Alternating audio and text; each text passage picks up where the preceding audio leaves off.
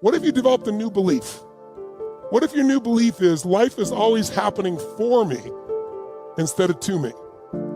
Because what we're going to talk about this morning a little bit, this afternoon here, is the story of your life for many of you is a trap. Because the human mind tends to look for things that are the most painful because it wants to avoid it, and so we tend to remember that. You know, there's a difference between what we call the remembering self and the experiencing self. A Nobel Prize winner made this distinction.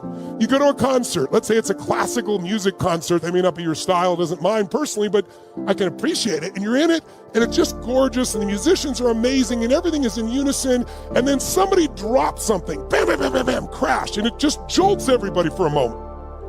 But then the music comes back in, and you drop back in, and your experience of the full 2 hours was gorgeous.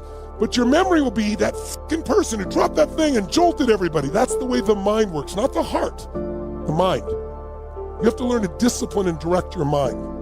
Because otherwise, your experience of life is going to be modified because we tend to look at what's wrong more instead of what's right. These thoughts that we have, we think they're our thoughts, so it makes it really hard to change them. When people meditate and try to not think thoughts, show me somebody who's done that successfully, consistently. They're full of shit. Everybody, the mind thinks thoughts. But here's the distinction. If I told you 100 years ago, we're going to fly to the moon and back, you would have called me a lunatic. That's where the term comes from. And people still use it, and it doesn't make any sense, because a lunatic is somebody who thought we'd go to the moon and back, and we've done it, right? I didn't know that. Yeah, that's where it comes from. That's where it comes from. But if I would have told you 100 years ago that there's going to be a box in your pocket, and you're going to pull this thing out, you're going to hit a couple buttons, and then it's going to capture invisible waves that are drifting around the earth and bring the waves in, and you're going to see somebody on the other side of the earth and you're going to talk to them, you're totally nuts. Thoughts are those invisible waves. And when you use your body in a certain way, if I sit like this, I'm going to tap into a different channel of those waves than if I'm sitting like this. Kind of like a TV set. If I turn one channel, it might be a comedy channel. I'm going to see a lot of laughter. Turn another one, it's a horror channel. Turn another channel, it's a romance channel. This is what changes which of those waves you touch in. So if you can start to realize that your thoughts that you think are your thoughts, there's nothing unique about your thoughts. They've been around for thousands of years. You're just tapping into them because of what you're doing with your body that makes you either fearful or passionate or courageous or whatever you're feeling. As you go in those states, you get different thoughts. So what I want people to see is that learn how to just see those thoughts go by. Learn how to be entertained by those thoughts. Because I have crazy thoughts, but what I've gotten good at is going, look at that crazy thought. That's not me, that's the mind. Not your mind, because if it's you, how do you change you? Pretty hard. But I really, truly know I haven't heard a thought come out of you that's original. You've called them your thoughts, but they're not. You've stolen them. They've been around forever. When you see that, it's easier to let go of them. And letting go of those thoughts is one of the ways that you free yourself. And again, the more you do it, just like a muscle, you get better and better and better. And all of a sudden, the shit that used to make you crazy or stressed out, I'm like, how many things have you worried about that never came to be? And some people, their life is good, so they worry about other people, so they're never not worried, right? So it's really just a pattern. If you want wealth, real wealth is not just money, it's emotion. It's like, what are we really after in money? You don't want money, you don't want pieces of paper with the pictures of deceased notables on it. You want what you think money will give you. You think it'll give you freedom or security or stability or love. It won't give you love. It'll get you sex. It won't get you love. Money won't, right? So really what you're after is the emotion. And so what I want people to get is the emotion they want now, and all it is a new habit. It's learning to discipline this mind, right? By realizing the mind thoughts are out there and letting them float by and constantly coming back to what can I love about this? What can I appreciate? It's like, if you can learn to love or at least appreciate, start to enjoy the things that you used to get upset about, how much freedom would you have? How much more joy would you have? And I know people who got billions of dollars, I've coached them, who is like, holy shit, they live in scarcity all the time. One man, I'll never forget, he's screaming at his wife. I'm in the meeting, I'm in the house, and he's screaming at his wife because she spent some money on a bunch of outfits and stuff like that. And he's a multi-billionaire. He couldn't spend all his money in his lifetime. And then he's totally upset at his daughter who's in her 20s who spent some money too. And I'm like, I pulled him aside afterwards and I said, what do you do this for? And what do you do it for? And he's like, well, it's the principle thing. I said, no, the principle thing is, do you love these people? And do you want them to have an abundant life? When you don't have one loss, but you live like you're poor, And it's like, I finally got through to him. But so many people, that's why I say money doesn't change you. Money magnifies who you are. So you want to expand the depth of who you are and free yourself from suffering by just knowing it's a pattern of thought, and you can change the pattern of thought. Now you can try and pretend you've lost something. You can be upset with somebody and they go, oh my God, I've lost their love, or they've lost mine, or I've lost respect. How do you lose respect? You can't lose something that's already inside of you. See, the problem is people are, looking for love in all the wrong places.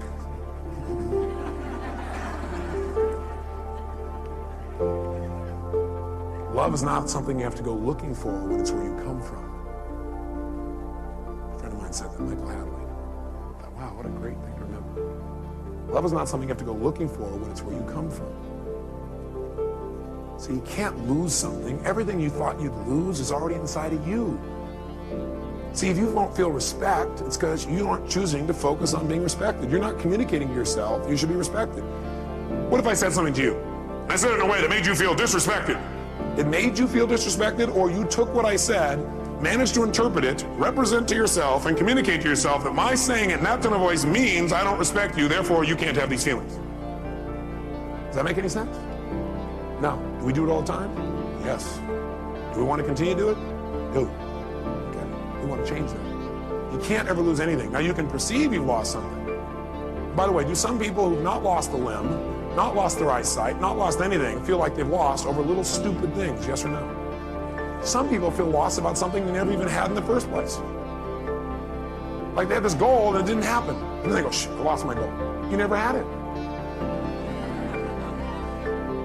Or they have this expectation. Most upsets are about expectations that aren't met. Isn't that true? You expect somebody to do something. You expected yourself to do something. You expected life to do something. You expected the weather to be a certain way, and it didn't happen. You go, oh, I lost out. How could you lose out on something you never had? You must have been very confused. So you can't lose.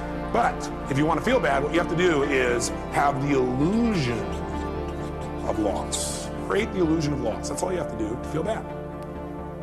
So I'll guide you on how to feel bad. Step one, feel bad. Create the illusion of loss. I want you to make sure you take notes. The next time you want to feel bad, you know what to do. Okay? Now, after the illusion of loss, what that usually does is that creates the second major emotion in the anatomy of human emotion, and that is feeling of hurt. Feel hurt. And usually what happens is people don't notice the loss thing. They notice they feel hurt. If they're sensitive. Because this stuff happens pretty fast, doesn't it? And we've forgotten it's loss. All we know is we feel hurt. Anytime somebody feels hurt, what it really is, they have a sense of loss about something. They lost out on their expectation. They lost out on what they thought they had. They think they've lost out on something else. They think they're missing out. They think something has changed. They think they're losing something. And they feel bad. They feel hurt. How many have felt hurt in a personal relationship? Great. Tell me, raise your hand and tell me, what did you feel hurt about? Give me an example. Yes, sir. You felt hurt about dishonesty, meaning you felt this person had been dishonest with you. Now, are we absolutely certain that this person was dishonest, that he felt that was dishonest? Yes or no? Is it possible this person was not dishonest, but rather he interpreted their behavior as dishonest? Yes or no? Yes or no? Yes. I had a conversation with my mom not long ago. I couldn't even believe it. She was like all hurt. She said, I'm really, and she went to the next level. I might as well tell you what it is. Most people, by the way, don't stay in hurt. They manage to immediately amp up into anger. Is that true? That's right, and that's the third emotion. So if you're angry, what you really are is what? Hurt, which means you really just have a sense of what? That's really it. So my mom was upset. I was like, what are you upset with me about? I mean, what did I do? She goes, well, she does flowers for seminars. And she asked me if I would contact this hotel and have the hotel like use her services. And I said, I'd be willing to, but I don't think they do that. And they never do it for us. Well, she talked to somebody else, and that somebody else told her that the hotel does it all the time, and they contract with somebody else, so your son must not really care about you. Now, she was also in a very stressful state. Does the state we're in just our normal life affect the way we interpret meaning?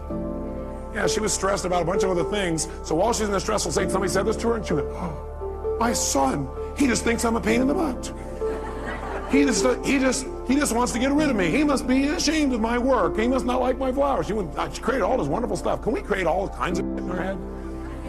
How many are good at creating shit in your head? Okay. All right. Good. I am too. We all are. I'm not picking on my mom, trust me. Oh boy, it's on video. Now I'm really in deep shit. She taught me everything I know. She did teach me a good deal of what I know. Gave me a great foundation for my life. Point is, though, seriously, is she's all upset. And she thought that I had lied to her. Now, first of all, when she said I had lied to her, what do you think happened to me? Like, me, honesty is one of my highest values. I'm probably too honest. I tell people everything. Right? What? Right? The fact that she questioned my honesty. How many of you, somebody questioned your honesty and you know you're honest? I mean, that really upsets you. What do you think I got when she said that? Angry. How could you say that? And plus, I just did all these things for you. And I started remembering all the stuff I was doing for her, and I said, I have never lied to you in my life. Well, maybe when I was a little kid, but not since then. I said, what are you talking? I can't even believe that. Why was I angry? Because I felt what by her statement? And I felt hurt because I had a sense of what? Loss. And my loss was, how could we lose that connection of knowing who each other are? My own mom. I'm gonna do anything for her. I just got done doing this unique thing for her that, blew her out of her shorts. She didn't ever expect it. I blew her out of her shorts. Interesting picture.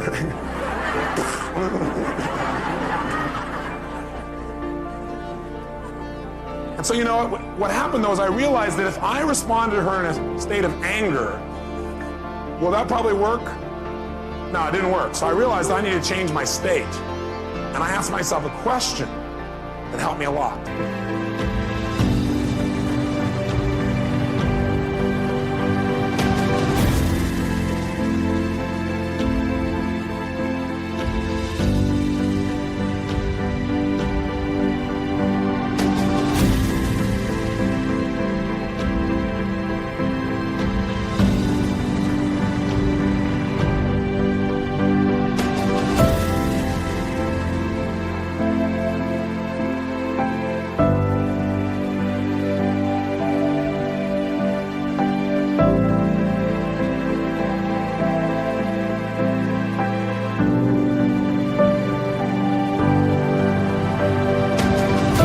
The question I ask is, what's probably going on with her that makes her treat me this way, or treat people this way, or respond this way? Instead of, how dare she, why? How can she treat me this way after I've done so much for her? Which would do what? Make you more what? Upset. Different question I asked, I wonder what's going on with her that's making her respond this way? I wonder what she's stressed about. And I asked her, and she told me, she apologized, and just dropped right away. I'm here to tell you a belief I want you to remember for the rest of your life, that if all you do is remember this out of the whole week and really remember it at the right times, it'll change the way you communicate with other human beings. And the belief is this, that in any communication with another human being where you get a response from someone, in any communication with another human being and you get a response from someone, that response is either a loving response or a cry for help. In any communication that you have with another human being, where they give you some kind of response, they respond to you in some way, and that communication is either a loving response or a cry for help.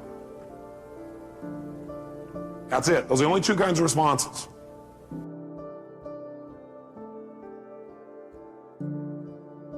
And life is the same. The enemy is not always clear in life. It can be hard to tell who's going to try and bring you down.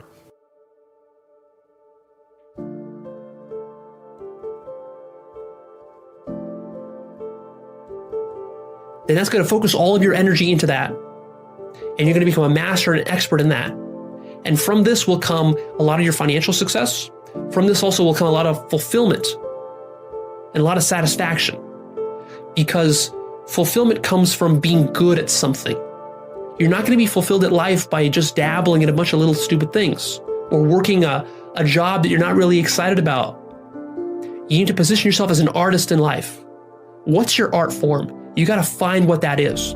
If you have some nascent passions, some passions that are still kind of like just starting to bud, go and nurture those and just see where they take you. If you're interested in art, go do some art. If you're interested in music, go play some music. If you're interested in starting a business, go maybe try starting a business and just see where that takes you. You might discover like, oh, I really love this. Or no, I thought I loved it, but I actually kind of hate it. And those are very valuable insights for you to have.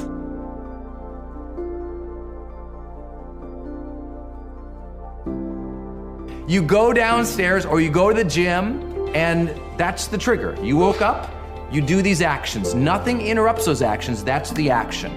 And you have to have those set up. One of my other favorite trigger moments to set up is door frame triggers. What do you mean by that? When you walk into a new room, to have a psychological trigger go off in your mind that you've associated with that door frame. So let me give you an example. If I walk into my house at night, if I've been working all day and I'm gonna walk in, I'm gonna see my lady, I have it so when I ever walk through the doors of my house, 3 words repeat off immediately in my mind.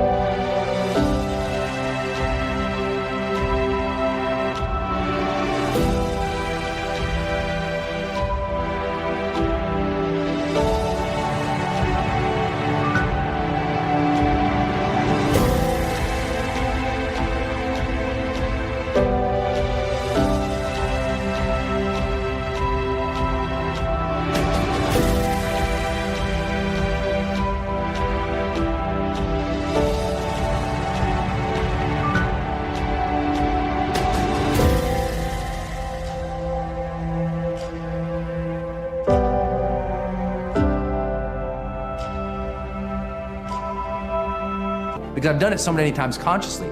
I went to the door, I said the 3 words, said the 3 words, said the 3 words, and I did this so many times that now when I walk through a door, my mind automatically triggers those 3 words. And I remember to be those 3 words. So what words would you love to have describe you as a person? That you would be happy if that was how people described you? What would those words be?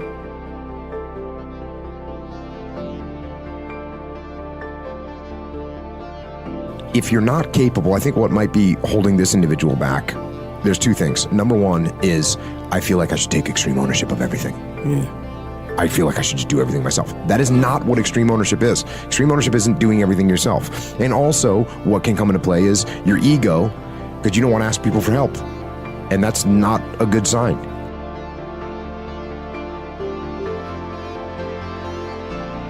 Because at the end of the day, we all want to know that we matter. So if you do business with people that make you feel good, you want to do more business with them. And so it's a really, really simple thing. I call it, my philosophy about human beings is just be a fan. Just cheer for everybody. There's so much success to go around. People have really difficult lives. They make things really hard for themselves. Make their life easy. Make them feel great. Give them a hug, smile, compliment them. Be generous. Don't be a pain in the ass. Like literally, it's that simple.